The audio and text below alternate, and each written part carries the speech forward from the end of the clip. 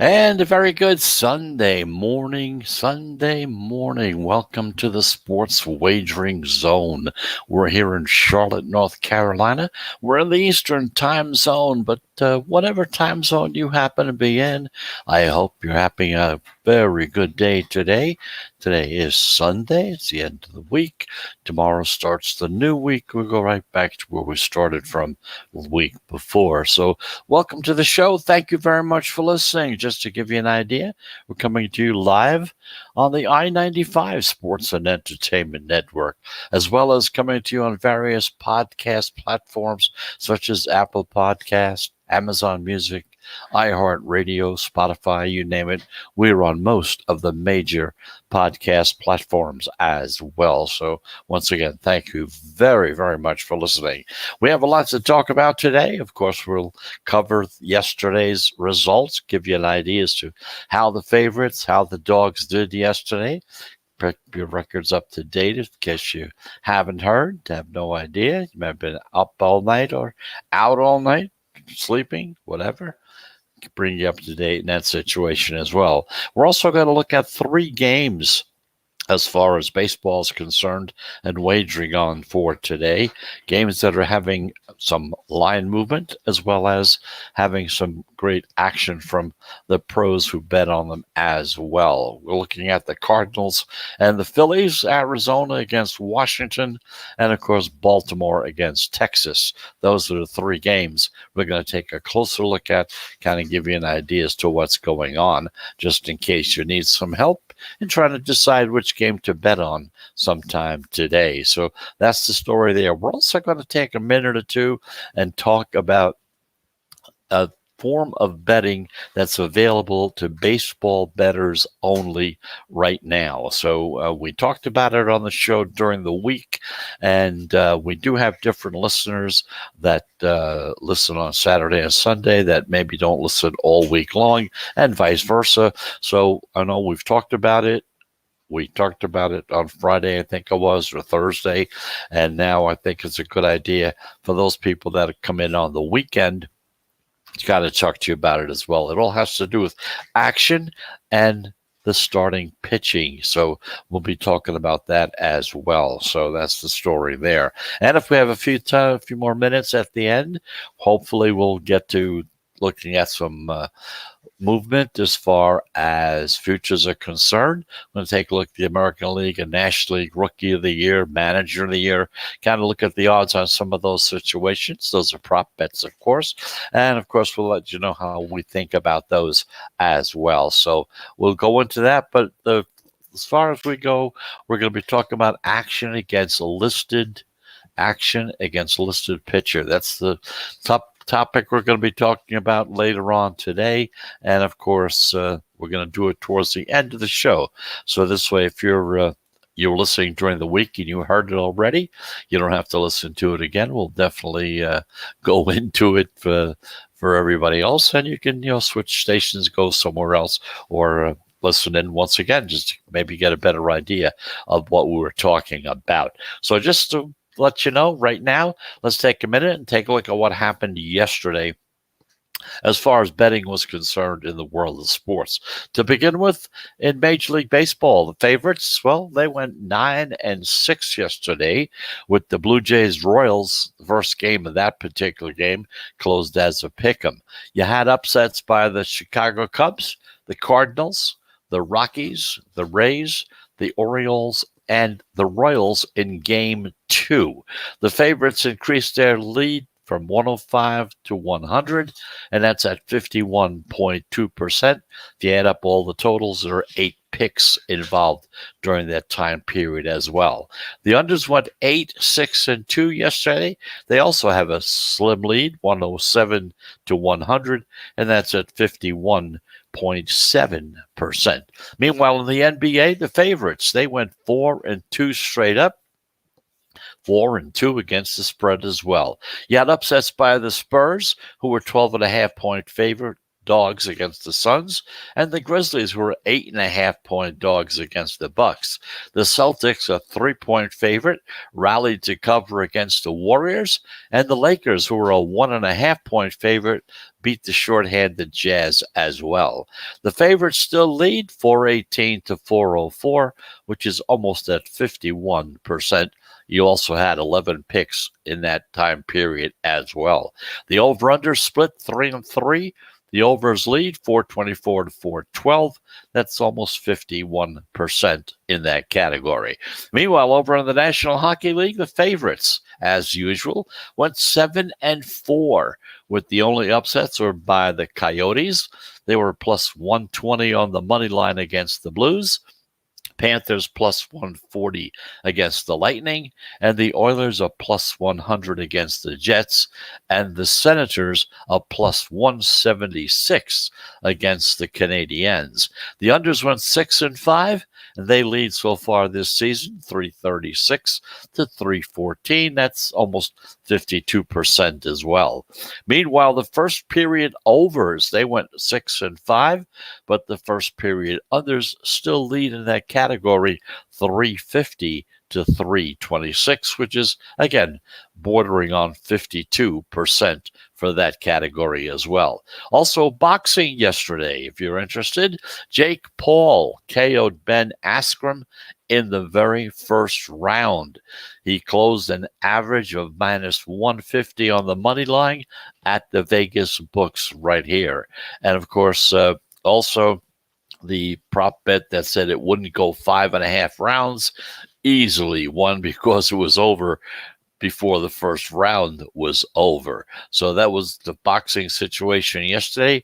We covered the boxing, National Hockey League, NBA, Major League Baseball, brought you up to date as to the stats in those particular situations. So we're going to take our first break, and as usual, if you've listened to the show before, you know that we do take 3 breaks within the show. Each one is about 1 minute's duration. So if that's the case, just to let you know, we'll be back into the sports wagering zone, and when we do come back, we're going to take a look at those 3 games on tap today in Major League Baseball, give you an idea as to how the line movement is going in them, and as well as where the pros are betting on them as well. So we'll be back into the zone right after this.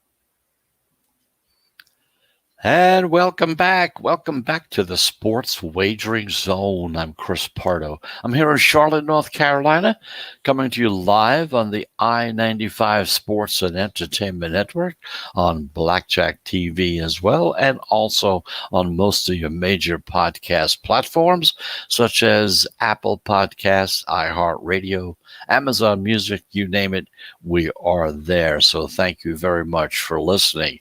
We're going to take a look now at 3 games that are on tap today, because, you know, the weekend kind of wraps up today, and there's something for everybody. You got 16 Major League Baseball games, 8 NBA games, 6 NHL games, a plethora of situations, something for everybody. It's a potpourri of gambling sports for the day.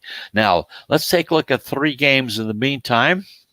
3 games in Major League Baseball that are getting a notable amount of sharp action as well. To start with the 1 o'clock game, somewhere around 1:05 p.m.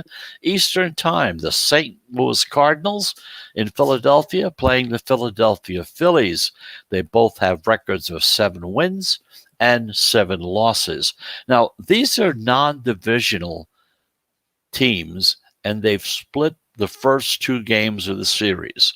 The Phillies won the opener 9-2. In that game, they were minus 140 on the money line as home favorites, and the Cardinals came back with a 9-4 win yesterday as a minus 105 pick'em play. Now, in today's rubber game, the Cardinals send out John Gant. He's 0-1 so far this season.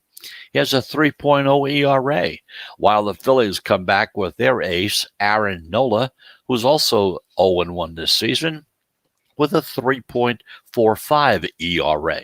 So as we look at the line, you see that it opened with Philadelphia as a hefty minus 170 home favorite. You're really going to have to lay the juice on this one if you like Philadelphia in this game. The pros, they seem to like this matchup for the Phillies, and we've seen the home team get steamed up to minus 180, again, up from 170 where it started. Now, teams with a steam of 10 cents or more in a non-divisional game, which this happens to be, are at 57% so far this season. The Phillies also have value because they're a big favorite with the low total. Historically, the fewer amount of expected runs benefits the favorites, as the runs are more likely to come from what would be called the better team or the favorite, okay? We could also be looking at a lower scoring game as well. The total opened at 8, and some of the books have already dipped down to 7.5. So the forecast, the weather in Philadelphia, low 60s, wind blowing in from left field, 5 to 10 miles per hour. So again, there's another factor that comes into play to kind of ease you into going to the under as opposed to the over. So in that particular game, once again, Cardinals against the Phillies. The pros are on the Phillies. If you're going to go that way, be prepared to lay a lot of juice on that game. It's up to 180, could go even higher before game time. Also at 105, you have the Arizona Diamondbacks and the Washington Nationals. The Diamondbacks are 5-10 this season. The Nationals are at 5-7. Now, this is the fourth, and it's actually the last game of this series. The Diamondbacks won the opener 11-6. In that game, they were plus 165 road favorites. But the Nats have rebounded to win the past 2 games 1-0 as a minus 190 favorite. And yesterday, they won 6-2, where they were a minus 112 favorite. Now, the Snakes are going to start their lefty, Madison Bumgarner. He's 0-2 so far this season, with a hefty 11.20 ERA. The Nats trot out their ace, Steven Strasburg, who is 0-1 so far this season, with a 6.3 ERA. As we look at the line, we see that it opened with Washington was a heavy minus 200 home favorite, then juiced up, and the Diamondbacks are a juicy plus 180 underdog in this game. The public is going, and they're going to back Strasburg, and they're going to fade Bumgarner. Yet, in spite of that, we've seen the line come down from Washington being a minus 200 down to a minus 190. And some of the shops, they're even getting closer to 185 as well. What this means is that the pro money is coming in low on the Snakes at that big plus money payout of plus 180 or plus 170, again, depending where you live, depending on where you do your business. Arizona has value. They're a road dog. They have a high total of 8.5 in this game. And of course, high totals as opposed to low totals benefit the dogs as the more runs are expected, because there's more of a variance and there's an upset opportunity here. Washington is just 1-3 against lefties so far this season. And as you know, Bumgardner definitely throws from the port side. So in the game, Arizona Diamondbacks against the Washington Nationals. In this particular game, the pros are on the underdog with that big money sticking out there, juicy 170, 180 Arizona Diamondbacks. Remember, if you lay 100 and they do win, you'll be winning either 170, 180, whatever it is at the house that you're dealing with. That's on the plus side. Meanwhile, at 2:35 in the afternoon, down in Texas, the Baltimore Orioles, 7-8 this season against the Texas Rangers, who are 6-9. Now, the Orioles have taken the first two games of the series. They beat the Rangers 5-2. In that game, they were plus 115 underdogs and 6-1 as a plus 125 dog. Now, today, the Orioles go for the sweep in the series. The Orioles give the ball to ace John Means, who's 1-0 so far with a 2.16 ERA. And the Rangers send out their veteran righty, Kyle Gibson, who is 2-0 so far this season with a 4.05 ERA. And as we look at this line, we see that it opened with Texas was a short minus 110 home favorite on the money line.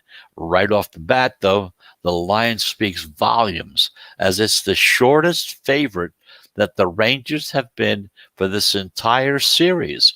Before this game, they were minus 125, minus 135. Okay, now they're down to minus 110. Once again, this speaks now even to those teams for today's matchup. Gambler's fallacy says that these teams are even and the Rangers won't get swept at home. But as usual, the pro money seems to be riding the red-hot Orioles, as we've seen this line move ever so slightly in the favor of the Birds, going from plus 100 down to a minus 105 on the money line. A total flip from being a dog on to being a favorite, but at a low number. The Orioles have value because they're a dog off of a win, and they're a dog with a high total. The Orioles are 6-2 on the road this season. The Rangers, well, they're 2-6 at home this season so far. The total is 8.5 with a heavy minus 125 on the money line juice to the under in this game. The under has cashed in both games in this series. The under's 8-7 in Orioles games, 8-6-1 in the Ranger games this season. So Orioles against the Rangers, the pros are on the Baltimore Orioles. So that's the story there. Those are the three games that seem to be getting some action as far as line movement is concerned and as far as where the pros are going. Because, you know, once you interpret the line movement, you can definitely understand in which direction the pros are going to be laying their money. So we're going to take our second break. And when we do come back, we're going to take a quick look at action against listed pitchers. Okay. Tell you all about it. We talked about it last week, and we just thought that perhaps, you know, with the Saturdays and Sundays, we sometimes have listeners that don't listen during the week and vice versa. So to make sure that you understand this principle, we're going to be talking about it because it's very key. It's very important. It has a lot to do with perhaps how well you're going to do financially, whether you can make more or lose money because of this particular situation. So we'll go into that right after the break. And just a reminder, you're in the sports wagering zone. We'll be back right after this.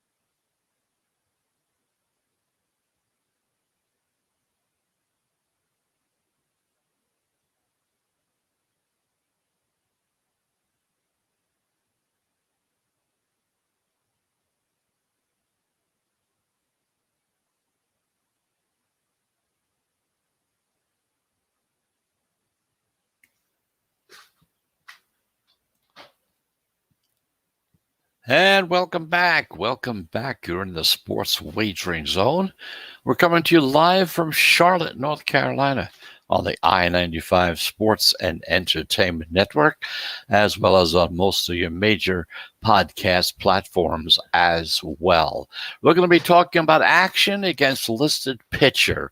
We talked about it last week on the show. Just thought I'd repeat it once again, just for the guys on the weekend who maybe don't listen to the show during the week, or perhaps even though you listen during the week, you may have missed that one particular show as well.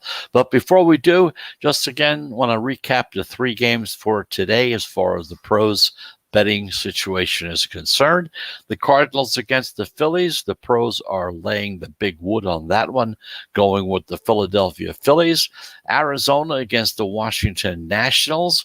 The pros are on the Diamondbacks, and that one with a big plus 170, 180 dog hanging in there for you. And also Baltimore against the Texas Rangers. In that particular game, they're on the Baltimore Orioles, who have been real hot of late. And just taking a quick look at this little system we've been talking about since the beginning of the season, we've had 41 plays. We had 3 plays yesterday. We had 2 losers and 1 winner. Tampa Bay against the Yankees. We had the Yankees and they lost. Houston against Seattle. Seattle lost a squeaker, 1-0 to Houston, but they lost, no problem there. And of course, the Giants against the Marlins. We had the Marlins in that game, so that was the 1 winner for yesterday. Altogether for the season, we've had 41 plays altogether. Yeah, 21 wins so far, 20 losers for a 51.2% average, okay?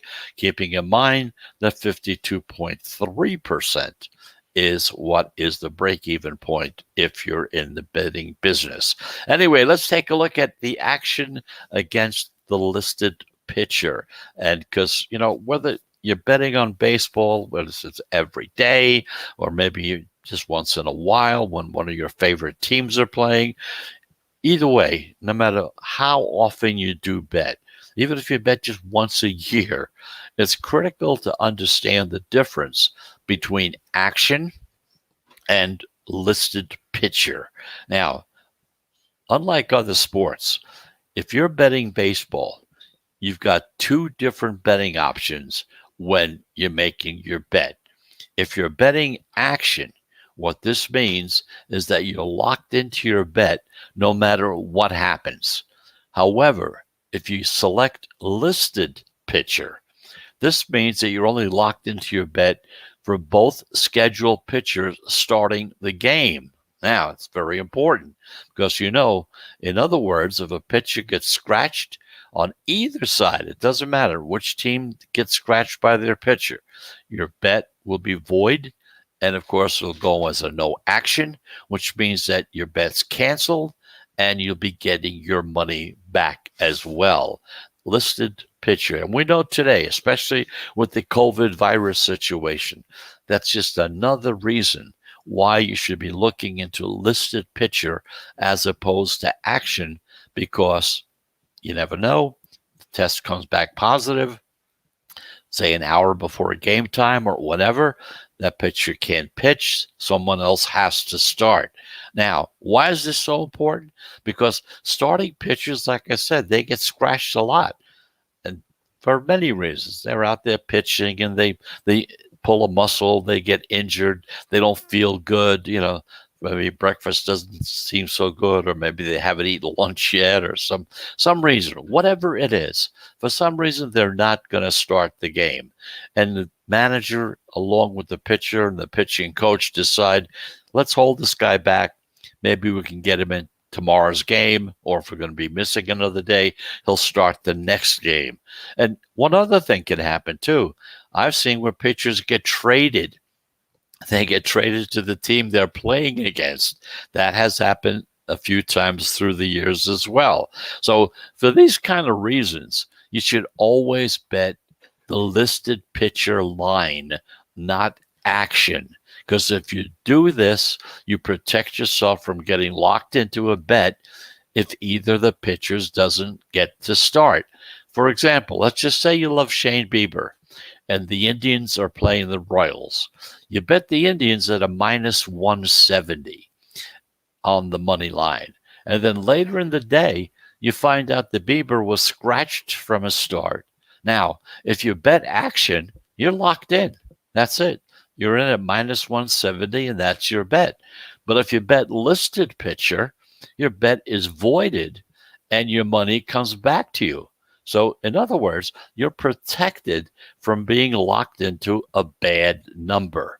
The beauty of listed pitcher is that, let's just say, for the sake of argument, you like the matchup of the new pitcher coming in. Obviously, or more than likely, there'll be a different money line number for that pitcher, but you may like that one. You can change. You could then switch over, stay with listed pitcher, but take him on as your new starting pitcher. That's the way that situation works.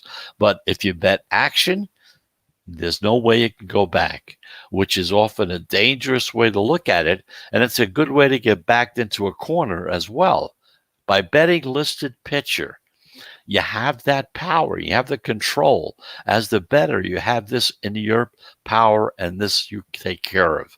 If you bet action, you're at the mercy of any pitcher that's scratched. Now, hey, sometimes a pitcher comes in, even though he's scratched, somebody else comes in and you're in action. You may still wind up winning that game. It's possible. I'm not saying it's not going to happen that way. Sometimes you might be going from a lesser pitcher to a better pitcher. You don't know. But to protect yourself so that you know going in that no matter what happens, you've got an out if something does happen. Now, that's the story there. Once again, listed pitcher as opposed to action. That's the important thing you have to look at. And if you look at it throughout the years, no matter how often you bet, you take a look at it and you'll see there are many, many times where pitchers get scratched, sometimes minutes before a game starts. It has happened in the past. And like I said, now with the COVID situation, it makes things even worse. More importantly, that you go in that direction as listed pitcher. Okay. Anyway, that's the story. We're going to take a break. When we come back, we're going to take a look at some futures bets, some future prop bets as far as, like rookie of the year, manager of the year. We'll kind of talk about the odds on some of those game situations and also kind of give you some of our thoughts and ideas on them as well. So just a reminder, you're in the sports wagering zone. We're going to take our final break for the day. And when we come back, that will be the subject, the topic we will talk. So until then, you'll be gone for a minute. Thank you for listening. You're in the sports wagering zone, and we will be right back.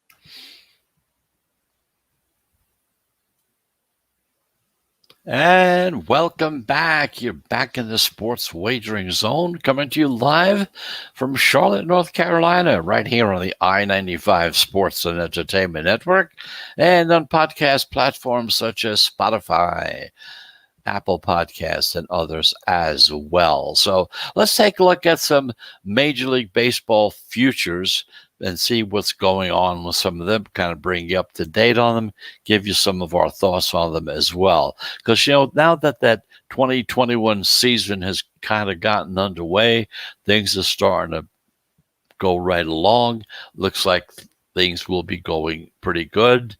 Of course, there's always a chance that something can come up with COVID. Situations change, but it kind of looks like there's some smooth running along the way. Yes, there are occasional cancellations of games, but they're few and far between. So the season's really gotten off to a good start. So want to take some time and take a look at some of the futures markets and what's available to you. Looking at the American League Rookie of the Year, you have Jared Kelenic. He's at 10-1 at DraftKings. You have Andrew Vaughn, who's 20-1 at BetMGM. These are two guys you should really take a close look at with those type of odds. I know Randy Arozarena is the short favorite. He's at 7-2 with Kelenic, Wander, Franco, Ryan Mountcastle, and Nate Pearson all right near the top of the leaderboard at most of the sports books that are out there. Now, Vaughn, he made the White Sox opening day roster. He's down to 11-1 at DraftKings, but he's 20-1 at BetMGM. So there you go. We always talk about dealing with more than one sports book at a time because numbers do change, especially when it comes to futures. You'll see a big gap like this. That's really not unusual. Westgate opened Vaughn at 100-1 when he first opened up, and now he's down to 60-1. So it's nice to see him getting shorter to start the season, but if you got in early enough, you're doing pretty good as far as the odds are concerned. Kelenic is the Mets' first-round pick in 2018.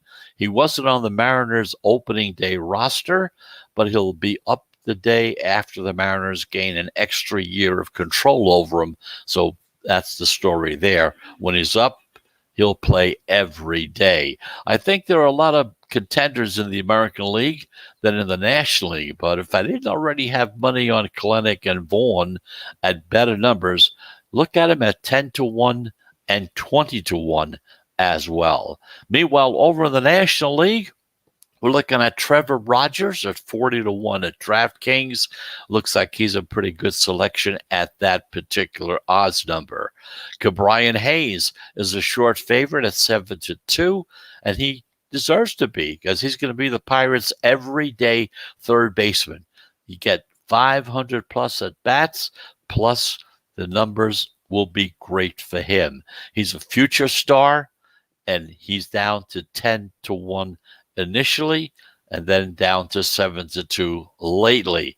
Now, there's also the market return on investment market, which is at 7-2. The Marlins pitcher, Sixto Sanchez, he's the second favorite at 5-1, but he's opening the season down in the minor leagues. He won't get the innings needed to really seriously compete for that Rookie of the Year award. And at 5-1, that number's too low. That's, the risk-reward factor at 5-1 with the guy who's in the minor leagues, who's a pitcher, and you don't know when he's going to come up, and he needs innings to play in order to even be a contender.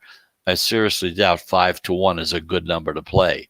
The only pitcher who should be under 10-1, I think it's Ian Anderson of the Braves.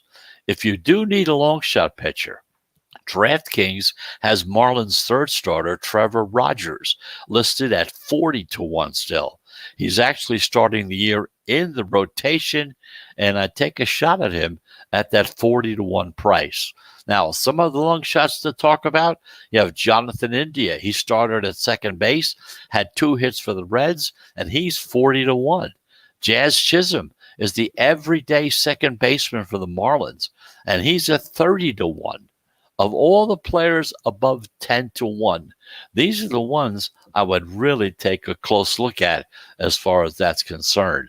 Once again, it's Jonathan India, Jazz Chisholm, and of course, those are the guys you want to take a look at because they are going to be the starters. They're going to be the future stars. It appears that way anyway. They've been busts before, but at those type of odds, you got to take a closer look at them and think of them as being in the mix. So that's the story as far as a few of the prop bets coming up. Taking a look at them, give you some thoughts and ideas. But of course, as always, we leave it up to you. We could just give you the information, we give you whatever analytics we have on them, and then you kind of take it from there. But keep in mind something very, very important, and that's when you do bet the futures, you're laying money now. It's going to be laying there for the entire season. You're not going to hear anything about it until October when the season finally comes to an end. And then you find out whether or not you win or lose. And that's the negative aspect of betting on futures. So that's the story there. Meanwhile, speaking of games for tonight, the 3 games on tap for today. Once again, the money line, the line movement, the pros looking at St. Louis against the Philadelphia Phillies. In this particular game, the pros are on the Philadelphia Phillies. But again, in this particular game, get ready to lay a lot of wood. It's at minus 180, could be as high as 190 at some of the houses. But the pros feel comfortable with it. They generally, if you listen to the show long enough, you understand the pros are generally contrarians. They generally bet for the underdog, but they will not let in what they think, in their opinion, is a good bet get away with, even though it is a favorite, and even when it's this high as well. So at 105 also, the Arizona Diamondbacks and the Washington Nationals. In this game, they're definitely going on the underdog. The Arizona Diamondbacks, they're up there at a juicy plus 180, plus 170, maybe 190, depending on, once again, where you're doing your business, what part of the country you live in. And at 235, you have the Orioles against the Texas Rangers. Once again, we kind of lean to a team that was the underdog that flipped over to become the favorite, and that's the Baltimore Orioles. So that's the story on those 3 games coming up today. So once again, I want to thank you very much for listening. I'm Chris Pardo. We're coming to you live from Charlotte, North Carolina, right here in that Eastern time zone. So I want to thank you very much for listening. It's Sunday. I hope you have a very pleasant Sunday. And of course, if you're betting, we do hope that you win. We want you to win. That's very, very important. If you're not betting anything, relax, enjoy yourself, have a nice day. We'll be back again tomorrow at 4 o'clock Eastern Time. Monday through Friday, the Sports Wagering Zone is at 4 p.m. Eastern Time. Saturdays and Sundays, we come on at 11 a.m., primarily because most of the sports do start about 1 o'clock in the afternoon. We want to make sure that we have you covered there as well. So until tomorrow at 4 p.m., I'm Chris Pardo. Thank you very much for listening. Have a very, very pleasant Sunday. And also, if you're betting, I hope you have a profitable Sunday as well. Until tomorrow at 4 p.m., have a very nice and fruitful and hopefully a profitable day. Goodbye, everybody.